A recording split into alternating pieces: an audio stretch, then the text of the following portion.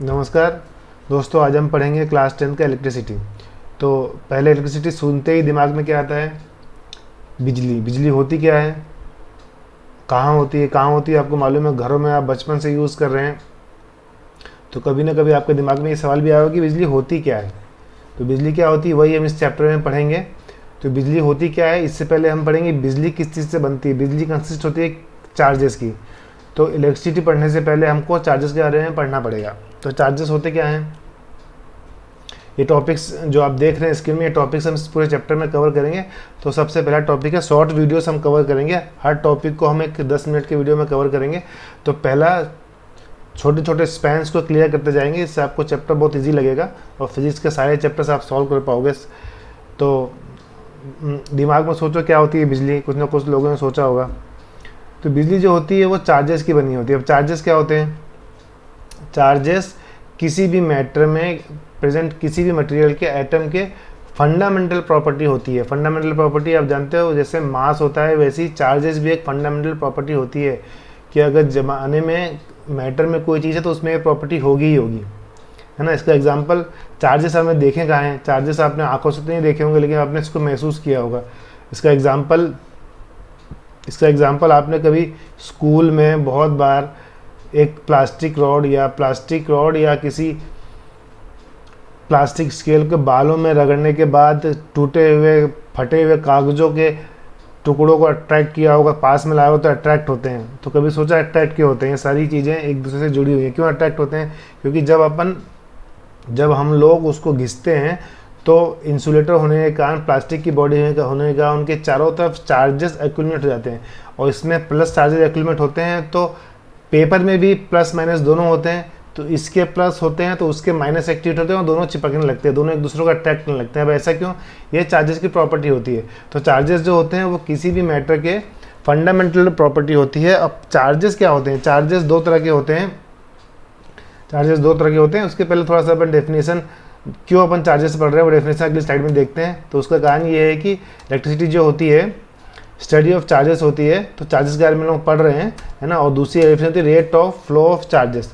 तो चार्जेस अगर बहना चालू हो गए तो वो बिजली प्रोड्यूस करती है। तो चार्जेस कितने तरह के होते हैं? चार्जेस दो तरह के होते हैं। कैसे?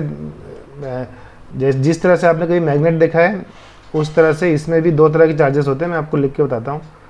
दो तरह के चार्जेस होते हैं। कौन कौन से होते हैं? एक होता है पॉजिटिव, एक होता है नेगेटिव, है ना। जिस तरह से मैग्नेट आपने देखा होगा, मैग्नेट में नॉर्थ होता है और साउथ होता है।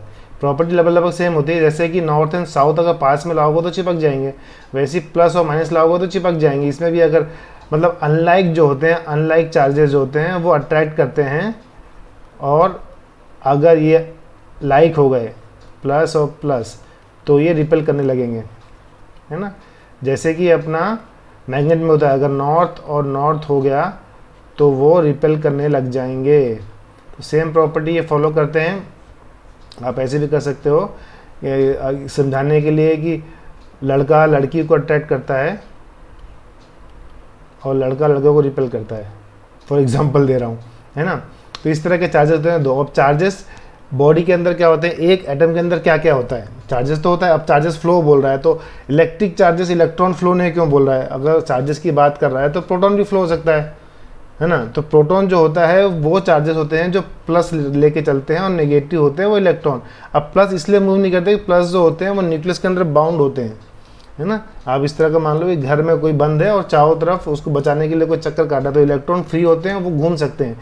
लेकिन घर के अंदर जो बंद है, न्यूक्लियस बाउंड है, वो चल नहीं सकता, इसलिए प्रोटॉन मूव नहीं करता। और ये कारण ये भी कि प्रोटॉन जो होते हैं वो इलेक्ट्रॉन से बहुत भारी होते हैं, 1837 गुना उससे भारी होते हैं अप्रॉक्स, इसलिए वो मूव नहीं कर सकते।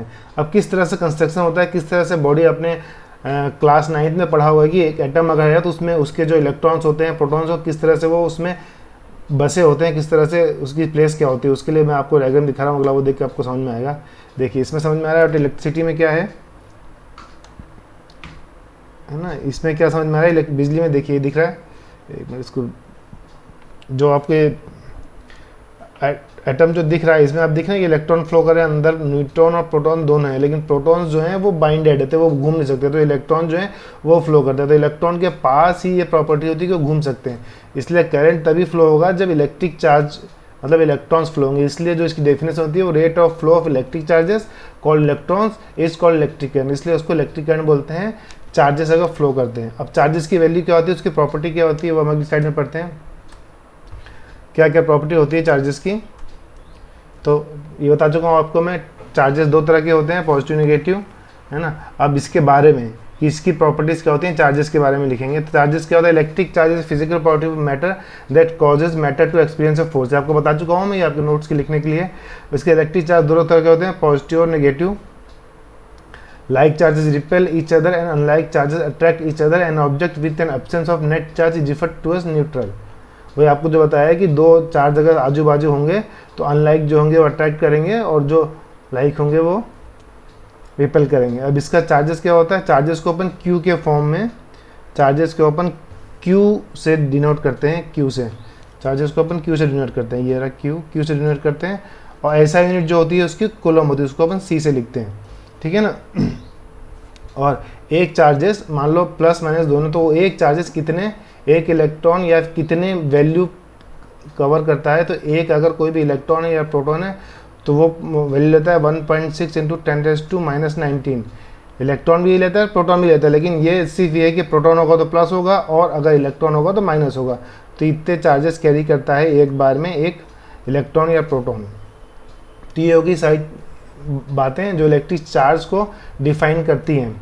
इसके आगे अब जो अपन ने पढ़ा था कि rate of flow of charges, तो कहीं भी अगर आप कहीं भी पढ़ते हो रेट कहीं भी पढ़ते हो रेट का मतलब होता है बाय टाइम, मतलब जैसे कि बोल रहे हैं rate of flow of charges, तो चार्जेस का फ्लो, तो चार्जेस क्या लिखते हैं अपन, चार्जेस अपन लिखते हैं क्यू, चार्जेस अपन लिखते हैं क्यू और डिवाइडेड रेट मतलब डिवाइड बाय टी। तो ये आपका हो गया करंट जिसको अपन आई से रिप्रेजेंट करते हैं। तो आपकी जो करंट की डेफिनेशन है वो हो गई Q/T, मतलब rate of flow of charges is called current. तो Q/T रेट मतलब divide upon T is called current, है ना। तो बच्चों यहाँ पे इलेक्ट्रिक चार्जेस की डेफिनेशन और इसके बारे में सारा खत्म हो गया, और इसके आगे और पढ़ने के लिए नेक्स्ट वीडियो तक जुड़ रहे हैं। थैंक यू और मिलते हैं अगले वीडियो में, बाय बाय।